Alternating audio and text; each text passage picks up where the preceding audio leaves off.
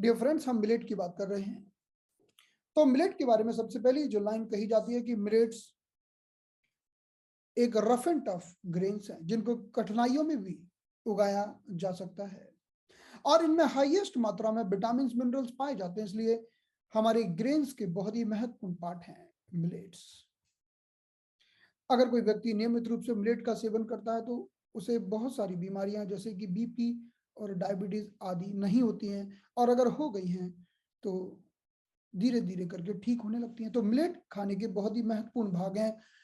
Millet को हम दो पार्ट में बांट सकते हैं। पहला है ज्वार बाजरा, जिन्हें हम बड़े मिलेट कहते हैं, और ये 7 प्रकार के छोटे मिलेट हैं जिसमें हमारा फिंगर, लिटिल फॉक्सटेल, वार्नयार्ड, प्रोसो, कोदो और ब्राउन टॉप ये नाम के मिलेट्स आते हैं।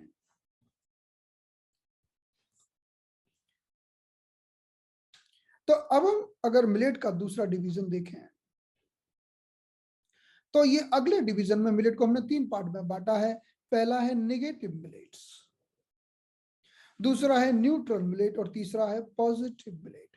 अब पहले नेगेटिव मिलेट्स की बात करते हैं। नेगेटिव मिलेट्स का मतलब है गेहूं और ये पैडी राइस, यानी हम देखते हैं कि आजकल जो पॉलिश्ड गेहूं, पॉलिश्ड राइस खाए जाते हैं, इन्हें नेगेटिव मिलेट की कैटेगरी में रखा है क्योंकि इसमें कई सारे नुकसान होते हैं, हेल्थ के नुकसान होते हैं। कई लोगों को ग्लूटेन से एलर्जीज होती है और कई लोगों को अलग अलग प्रकार के नुकसान होते हैं, और इसीलिए आजकल कई सारे न्यूट्रिशनिस्ट मना करने लगे हैं कि इनका प्रयोग कम करो या बंद करो। और कुछ न्यूट्रल मिलेट होते हैं, इनके भी अच्छे गुण होते हैं। न्यूट्रल मिलेट भी गुणकारी होते हैं जैसे कि jowar bajra, finger, proso and corn millet. और जो सबसे महत्वपूर्ण मिलेट होते हैं वो 5 मिलेट होते हैं जिन्हें हम 5 श्री धान्य भी कहते हैं। पीली कंगनी, हरी कंगनी, कुटकी और ये कोदरा और साबा या इंडियन वार्नट मिलेट। ये 5 प्रकार के मिलेट सबसे महत्वपूर्ण और पॉजिटिव मिलेट कहे गए हैं। तो मैं कुछ बताऊं, कुछ चीजों का ध्यान रखना होता है जब भी हम मिलेट का प्रयोग करते हैं कि पहली बात तो हमें अनपॉलिश्ड मिलेट का प्रयोग करना चाहिए। नंबर 2, हमें हमेशा इन्हें पानी में भिगोना जरूरी होता है। आप मिलेट्स को 4 से 8 घंटे के लिए पानी में जरूर भिगोइए। हम ओवरनाइट के लिए भी भिगो सकते हैं, तभी इनका प्रयोग करना है। बिना भिगोए मिलेट्स का प्रयोग करना उचित नहीं है। मिलेट को हमें कम मात्रा में खाना चाहिए क्योंकि अगर आप इसका प्रयोग ज्यादा मात्रा में करते हैं तो ये भारीपन पैदा कर सकते हैं। और कोशिश करिए कि मिलेट्स को आप गरम और फ्रेश एकदम कुक करके फ्रेशली कुक्ड खाएं ताकि आपका डाइजेशन अच्छा बेहतर बना रहे। तो सबसे पहले हम बात करते हैं हमारी जो 5 सिरी धान्य हैं, 5 जो सबसे अच्छे मिलेट हैं, जिसमें पहला फॉक्सटेल मिलेट है। फॉक्सटेल मिलेट को हम येलो कंगनी कहते हैं या इटालियन मिलेट कहते हैं, कंगू या नवाने कहते हैं। ये सबसे बेहतरीन मिलेट है जिसे हम कहते हैं कि ब्रेन के लिए सबसे बेहतरीन मिलेट फॉक्सटेल मिलेट या कंगनी। अब चाहे पीली कंगनी हो जिसकी बात हम अभी कर रहे हैं, इसके बाद हरी कंगनी आएगी, तो दोनों प्रकार की कंगनी ब्रेन के लिए अच्छी होती है। ब्रेन के लिए अच्छी होने का अर्थ है कि ब्रेन की कोई भी बीमारी हो, नर्वस सिस्टम की कोई भी बीमारी हो, या किसी भी तरह का कोई भी न्यूरोलॉजिकल डिसऑर्डर हो, कोई भी मेंटल डिसऑर्डर हो, इपिलेप्सी और फिट्स की प्रॉब्लम हो, इन सभी में ये अच्छा काम करते हैं। दूसरा, अब अगर हम स्पाइन की बात करते हैं तो स्पाइन की प्रॉब्लम्स में भी मिलेट अच्छा काम करते हैं। स्पाइन की प्रॉब्लम है और उसमें भी हम मिलेट का प्रयोग करते हैं। तो मुख्य रूप से ब्रेन और स्पाइन के लिए बेहतरीन काम करते हैं। तो अगर हमारा ब्रेन अच्छा है, हमारा हार्ट अच्छा है, हमारी स्पाइन अच्छी है, तो हम बहुत सारी बीमारियों से बचे रहते हैं, और मिलेट इसके लिए सबसे गुणकारी है। तो फॉक्सटेल मिलेट के जो गुण है वही गुण ब्राउन टॉप मिलेट के भी हैं। ब्राउन टॉप मिलेट और फॉक्सटेल मिलेट दोनों को कंगनी कहते हैं। ये हरी कंगनी है, इसे अमेरिकन मिलेट भी कहा जाता है।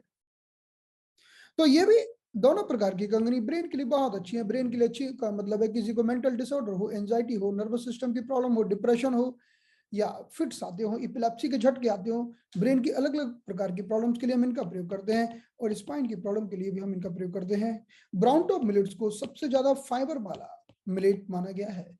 तो ये हमारे ओबेसिटी को, मोटापे को कम करते हैं, इंडाइजेशन को कम करते हैं, और ये हरे रंग के होते हैं। इसका प्रयोग आंखों के लिए करते हैं, वैसे भी हरा रंग आंखों के लिए अच्छा होता है। हम अगली बात करते हैं लिटिल मिलेट की, कुटकी की। इसको हम अफ्रीकन मिलेट भी कहते हैं। लिटिल मिलेट या कुटकी बहुत गुणकारी है क्योंकि ये उस चीज में काम आता है जिससे आज ज्यादातर लोग ग्रसित हैं, यानी थायराइड की प्रॉब्लम। डायबिटीज यानी पैंक्रियाज की प्रॉब्लम, ओवरी की प्रॉब्लम, टेस्टिस यानी स्पर्म की प्रॉब्लम, आज मुख्य रूप से लोग परेशान हैं इन प्रॉब्लम से। उनको एंडोक्राइन ग्लैंड्स की बहुत सारी प्रॉब्लम्स हैं, और ये एंडोक्राइन ग्लैंड्स की इतनी सारी प्रॉब्लम्स हैं, किसी को डायबिटीज है, किसी को थायराइड है, किसी को ओवरी की प्रॉब्लम है, किसी का स्पर्म काउंट कम है, किसी की मोटिलिटी कम है। तो जब भी इस तरह की कोई भी एंडोक्राइन ग्लैंड्स की प्रॉब्लम होती है, उसमें लिटिल मिलेट बेहतरीन काम करते हैं लिटिल मिलेट या कुटकी या अफ्रीकन मिलेट, तो ध्यान रखिएगा। अब अगले मिलेट हैं जिसे हम कोदो मिलेट कहते हैं। कोदो मिलेट भी बहुत ज्यादा गुणकारी हैं। अगर आप पूछें कोदो मिलेट के बारे में एक लक्षण बताइए, इन्हें हम हिमालयन मिलेट भी कहते हैं। ये हमारे रक्त को साफ करते हैं, रक्त का शुद्धिकरण। तो कोदो मिलेट रक्त का शुद्धिकरण करते हैं, और इस कारण से हमें ब्लड प्यूरिफायर कहते हैं, ब्लड के लिए अच्छे हैं। और दूसरा, हमारी इम्यूनिटी को मजबूत करते हैं। तो आजकल जो बैक्टीरिया वायरस के इतने इन्फेक्शन हो रहे हैं, उस समय कोदो मिलेट को खाना बहुत ही बेहतरीन है। तो हमारी रक्त का शुद्धिकरण करते हैं। तो चमड़ी के सारे रोगों के लिए, जैसे कि एक्जिमा, स्किन प्रॉब्लम्स, इनमें अच्छा काम करते हैं। इम्यूनिटी को इंप्रूव करते हैं। और अगर हम बात करें कॉन्स्टिपेशन की, बहुत अच्छे हैं। तो कॉन्स्टिपेशन के लिए बहुत ही अच्छा काम करते हैं कोदो मिलेट। पचने में बहुत ही हल्के होते हैं, इसलिए आयुर्वेद में कहते हैं कि इनका गुण होता है लघु।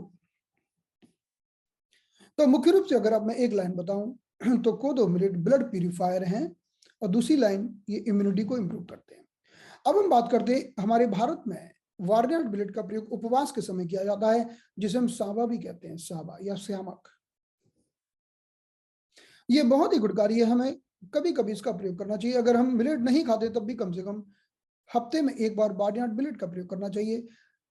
उपवास के समय इसका विधान है कि उपवास के दिन आप बारनाट मिलेट या सांबा का कुछ बना के खाएं, क्योंकि ये पचने में हल्का होता है। चावल का ये सब्स्टिट्यूट है, और ये हमारे सारे सॉफ्ट ऑर्गन पर काम करता है। सॉफ्ट ऑर्गन का अर्थ है लिवर, गॉल ब्लैडर, जॉइंटिस, इन सब पर ये सॉफ्ट ऑर्गन पर काम करता है, जैसे कि लिवर की प्रॉब्लम, जैसे कि गॉल ब्लैडर की प्रॉब्लम, जैसे कि जॉइंटिस, इन सब पर इसका बहुत शानदार प्रयोग है। यानी बार्नियार्ड मिलेट सॉफ्ट ऑर्गन पर काम करता है। और अगर हम बात करें कि एंडोक्राइन ग्लैंड्स यानी हार्मोन की प्रॉब्लम के लिए कौन कौन से मिलेट काम करते हैं, तो पहले मैंने आपको लिटिल मिलेट बताया था, अब मैं आपको बता रहा हूँ बार्नियार्ड मिलेट। तो कोई भी डायबिटीज का रोगी है, उसे लिटिल मिलेट और बार्नियार्ड मिलेट का सेवन करना चाहिए। यानी ये हम उपवास में खाए जाने वाला चावल, जिसे हम सावा कहते हैं, इसका प्रयोग करना चाहिए उन सभी लोगों को जो डायबिटीज के, थायराइड के शिकार हैं। तो लिटिल मिलेट और बार्नियार्ड मिलेट, तो ये हमने आज समझा। इसका पीडीएफ आपको मिल जाएगा, तो आप पीडीएफ को सामने रखिए, थोड़ा इसकी और स्टडी करिए, क्योंकि इस चार्ट के माध्यम से आप रोगियों को और अपने आप को, अपने घर के लोगों को और रोगियों को आप एक सही न्यूट्रिशन प्लान दे सकते हो। तो इस चार्ट को आप अपने पास रखकर थोड़ा और अध्ययन करिएगा। मैं ये चार्ट अपलोड कर दूंगा आज पूरा, ये बहुत ही महत्वपूर्ण चार्ट है। ठीक है, तो चलिए फिर हम आज की क्लास को यहाँ पर समाप्त करते हैं। अब हम मिलेंगे अगली क्लास में। Thank you so much. Closing the session now. Thank you.